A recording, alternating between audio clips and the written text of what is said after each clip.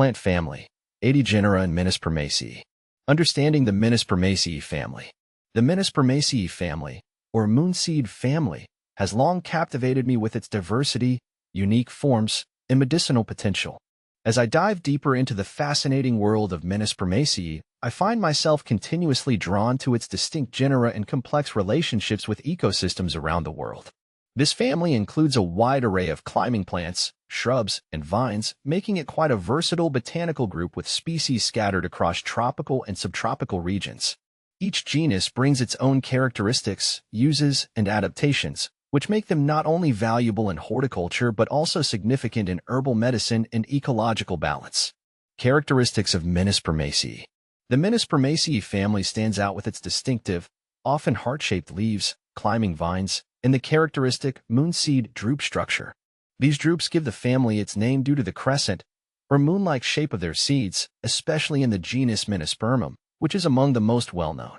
Most plants in this family are dioecious, meaning individual plants bear either male or female flowers. This characteristic promotes genetic diversity, making Menispermaceae plants incredibly resilient in the wild. One thing I've come to appreciate about Menispermaceae is their variation in flower and fruit morphology. The flowers, while typically small, can range from inconspicuous to vividly appealing depending on the species and region. This adaptability allows different genera to attract specific pollinators and helps the plants flourish in diverse environments, from dense rainforests to open woodlands. Traditional and modern uses. The Menispermaceae family is steeped in medicinal history, particularly in Asian and African herbal practices. Species within this family have been used in traditional medicine for centuries, prized for their alkaloid compounds which have therapeutic properties. For example, alkaloids found in genera like Tinospora and Cisampellos are studied for their potential anti-inflammatory, antimicrobial, and immunomodulatory effects.